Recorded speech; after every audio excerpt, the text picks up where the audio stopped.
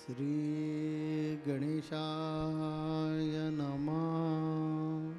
श्री सरस्वती नमः। श्री गुरुभ्यो नमः। जगद्गुरु नरेंद्राचार्य महाराज की जय। सद्गुरु काळसिद्धेश्वर महाराज की जय। संत शिरोमणि गजानन महाराज की जय। आद्य जगद्गुरु रामानंदाचार्य महाराज की जय। सियावल्लभ रामचंद्र की जय। गुरुर्ब्रह्मा गुरुर्विष्णू गुरुर्देवो महेश्वरा गुरुर्साक्षात् परब्रह्म तस्मै श्री गुरवे नमः। सार्थ श्री ज्ञानेश्वरी अध्याय 3 श्रीराम। नातरी प्रकृती मंतू होऊनी इंद्रिया लळा देऊनी जे माझे मत अभेरुनी ओसंडिती जे सामान्यत्वे लिखिती अवज्ञा करुनी देखती काहा अर्थवंदू म्हणती वाचाळपणे ते मोहमदिरा भुलले विषया विखे घारले अज्ञान पंकी बुडाले निभ्रांत मानी देखे शवाच्या हाती दिधले जैसे रत्न का वाया गेले नातरी जाणत्या अंध वाहले प्रमाण नोहे का चंद्राचा उदय जैसा उपयोगा न वचे वायसा मूर्खा विवेकुहा तैसा रुसेलना तैसे जे पार्था विमुखया परमार्था तयासी संभाषण सर्वता करावेणा मनवनी तेन मानिनीती आणि निंदाही करू लागते सांगाय पतंगुक या काय साहसी प्रकाशाते पतंगा दिपी आलिंगण ते त्यासी अचूक मरण तेवी विषयाचरण आत्मघाता पुंडलिक वरदे हर विठ्ठल श्री ज्ञानदेव तुकाराम पंढरीनाथ महाराज की जय। जगद्गुरु नरेंद्राचार्य महाराज की जय। अनंत विभूषित जगतगुरु नरेंद्राचार्य जी महाराज के पावन चरण कमलों को नतमस्तक होकर यहाँ उपस्थित सभी गुरु भक्तों को मेरा सांप्रदायिक श्री गुरुदेव। ज्ञानेश्वरी के 3 अध्याय में 32वें श्लोक में श्री कृष्ण क्या कह रहे हैं इस बात पर हम चर्चा करेंगे। उस जानेंगे कि अर्जुन को श्री कृष्ण क्या उपदेश दे रहे हैं। ये त्वेतद्भ्यसूयन्तो नानतिष्ठन्ति मे मतम् सर्वज्ञान विमूढांस्तान् विद्धि नष्टान् चेतसः। इस श्लोक का अर्थ है किंतु जो ईर्ष्यावश ईश्वर के इन उपदेशों की उपेक्षा करते हैं और इनका पालन नहीं करते, उन्हें समस्त ज्ञान से रहित, दिग्भ्रमित तथा सिद्धि के प्रयासों में नष्ट भ्रष्ट समझना चाहिए। इस श्लोक में प्रभु अर्जुन से कह रहे हैं, किसके विषय में कह रहे हैं? जो लोग ईश्वर के अस्तित्व को नहीं मानते, ईश्वर में विश्वास नहीं रखते, उनमें सदैव दोष ढूंढने का प्रयास करते हैं और इंद्रियों के लाड़ प्यार के खातिर अपने शरीर को ही मालिक समझ बैठते हैं। और उनकी इस सोच की वजह से उनकी मति पूरी तरह से भ्रष्ट हो चुकी है। उनके विषय में कह रहे हैं कि जो ईश्वर के इन उपदेशों को नहीं मानता वो पूरी तरह से नष्ट भ्रष्ट है। अब प्रश्न यह निर्माण होता है कि यहाँ प्रभु किन उपदेशों की बात कर रहे हैं। इन्हें समझने के लिए हमें थोड़ा पीछे जाना होगा।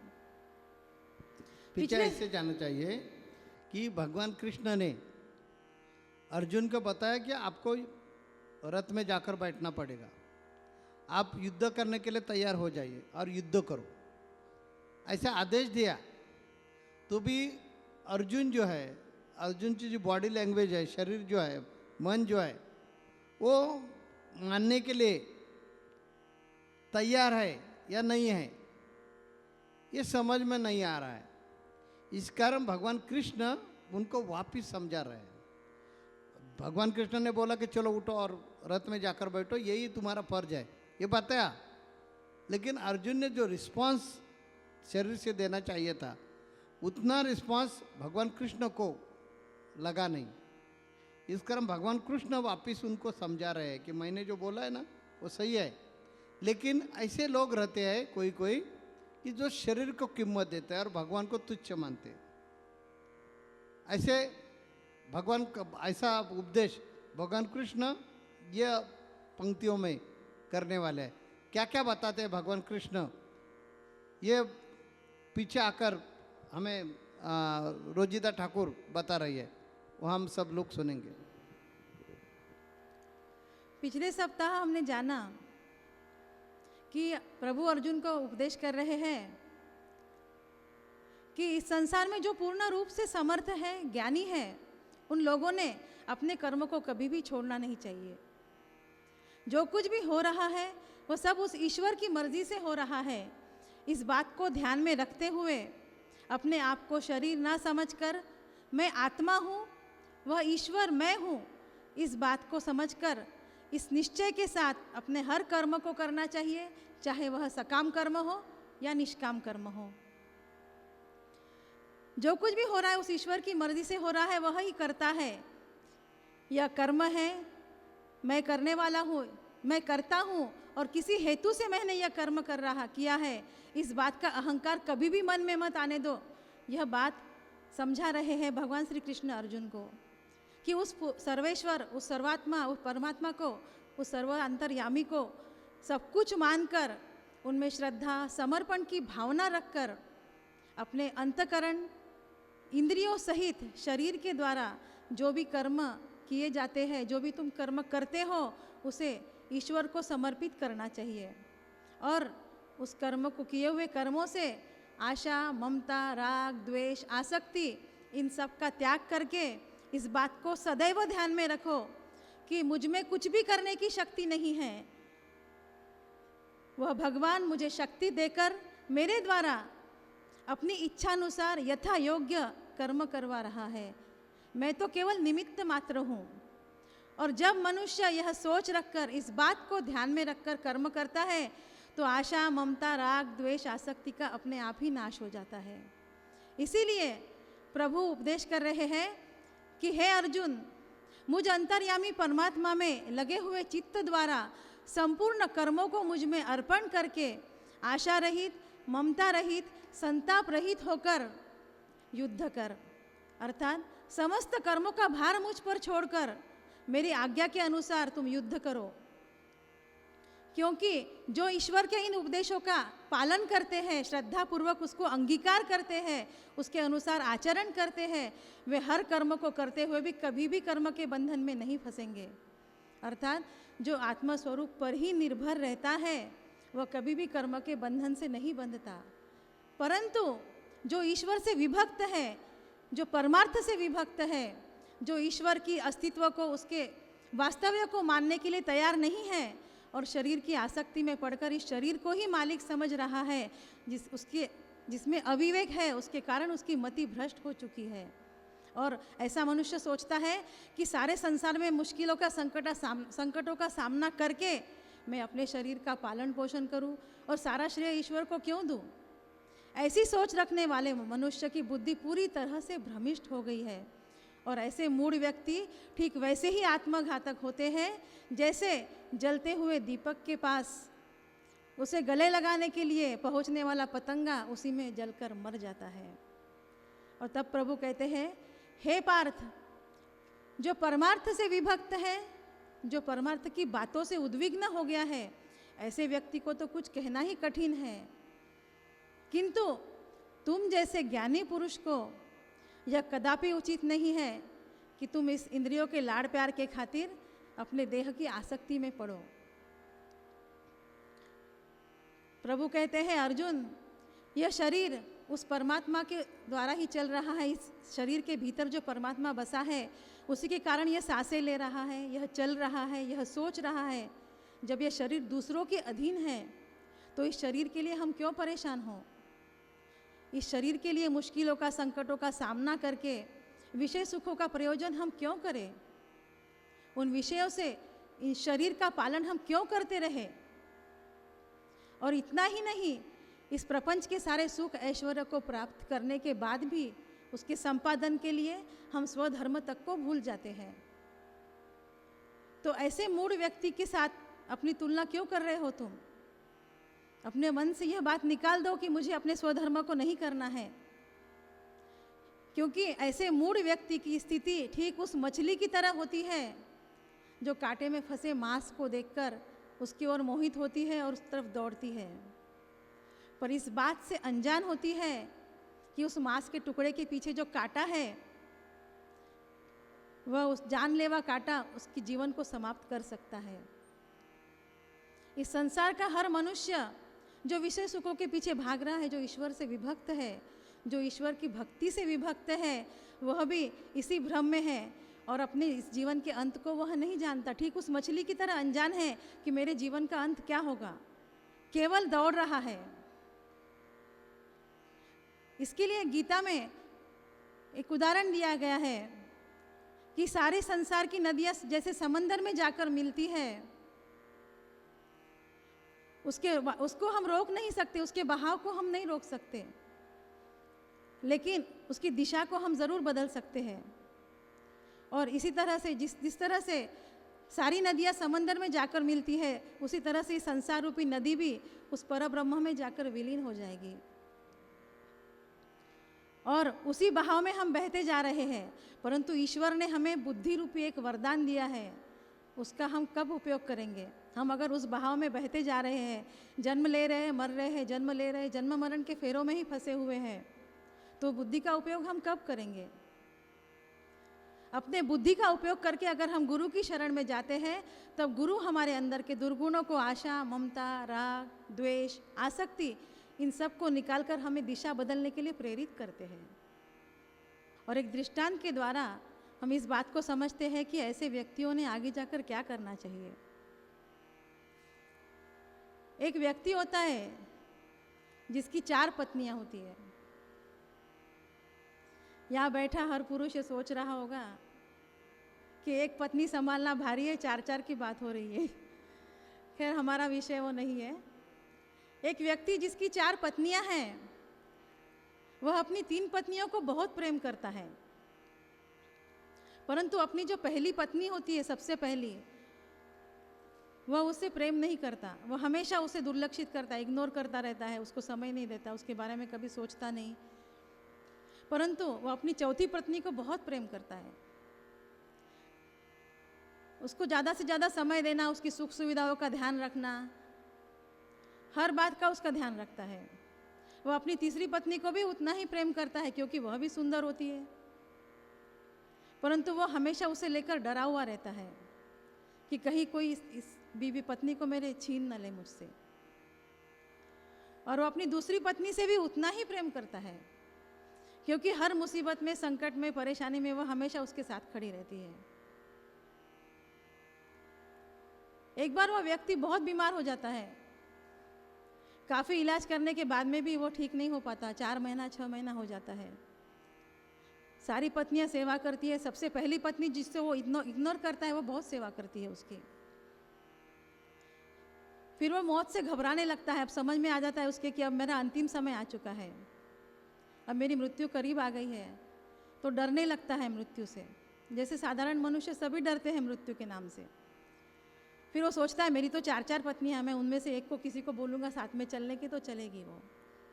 ये सोचकर एक दिन वो अपनी चौथी पत्नी को सबसे पहले बुलाता है, जिससे वो सबसे ज़्यादा प्यार करता है, और उसको बोलता है कि अब शायद मेरा अंतिम समय करीब आ गया है, तो मैं अकेले जाने से मुझे बहुत घबराहट हो रही है, क्या तुम मेरा साथ दोगी इस अंतिम सफ़र में, मेरे साथ चलोगी?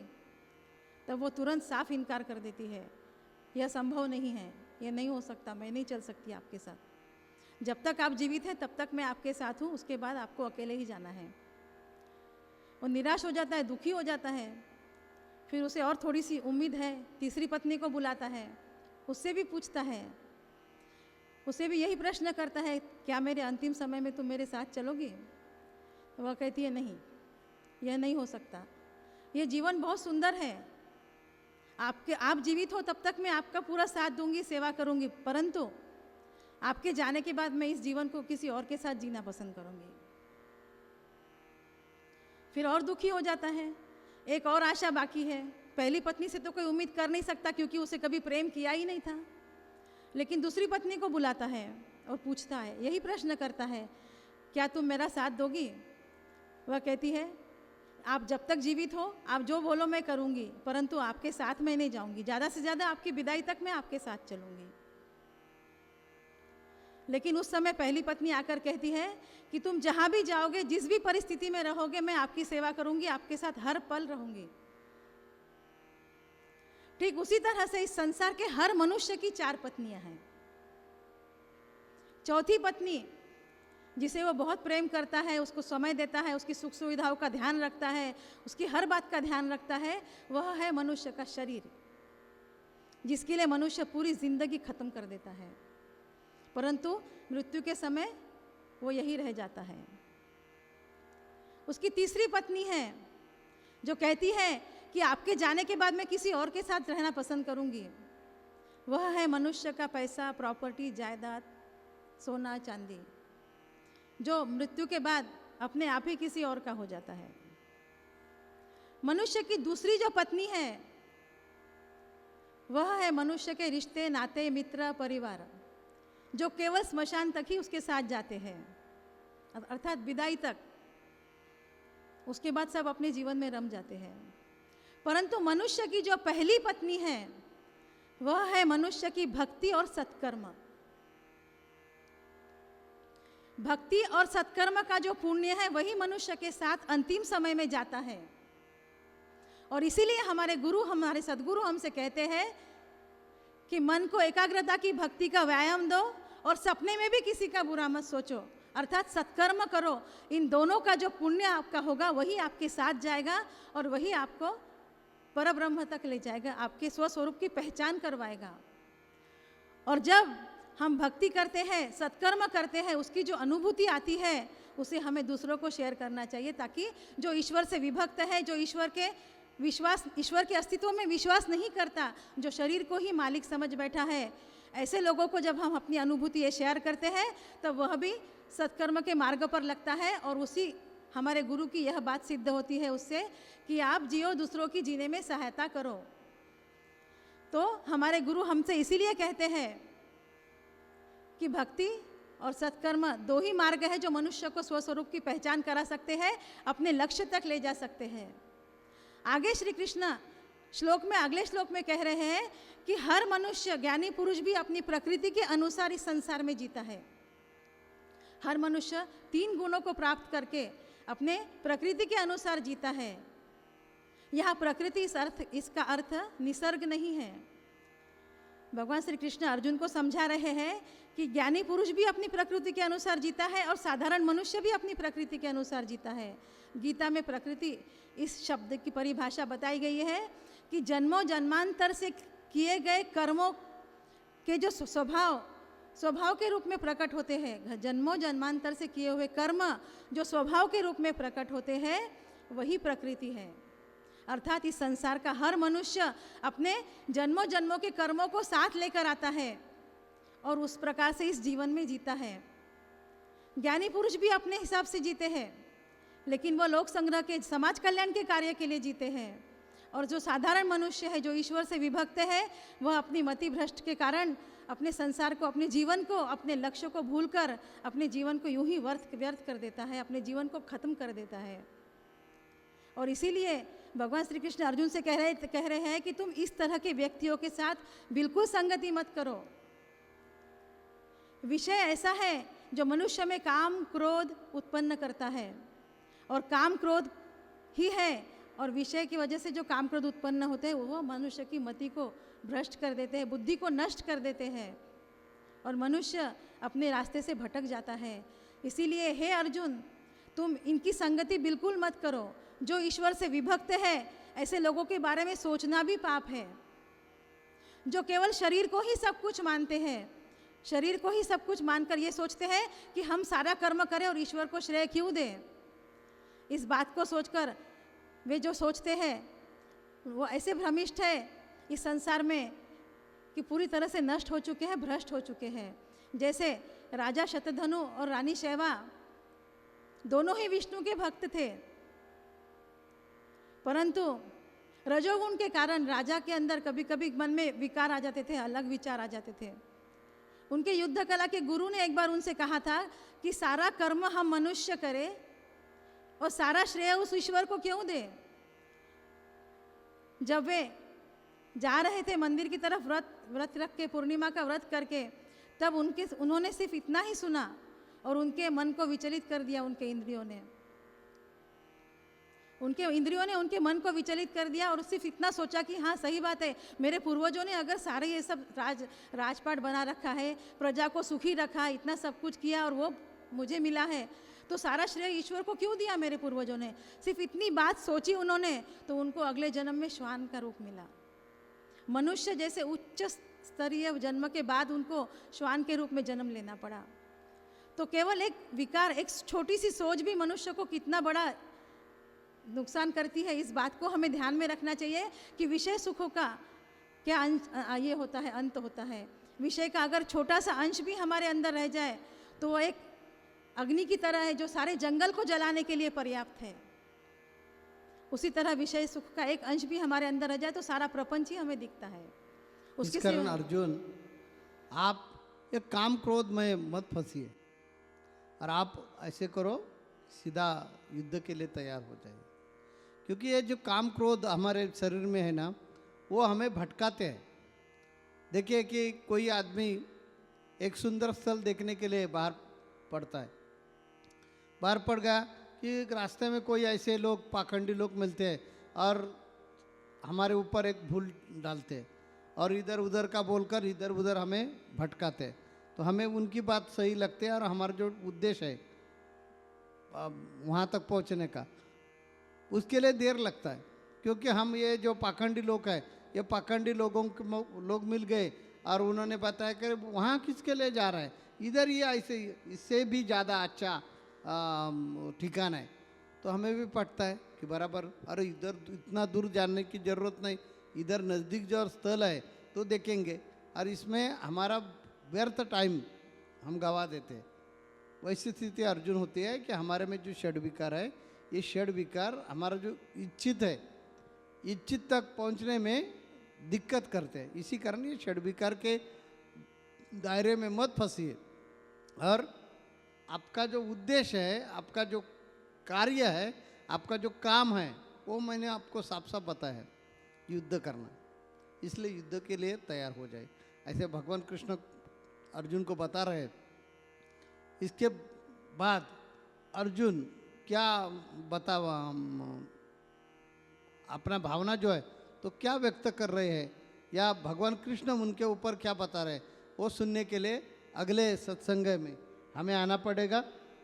उसके लिए रोहित मुड़े हमारे प्रवचनकार आपको अगले सत्संग में मार्गदर्शन करने वाले। जगतगुरु नरेंद्राचार्य महाराज की जय।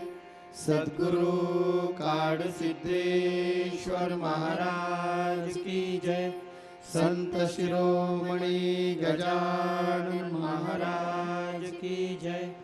आद्य जगतगुरु रामानंदाचार्य महाराज की जय। सियावल्लभ रामचंद्र की जय।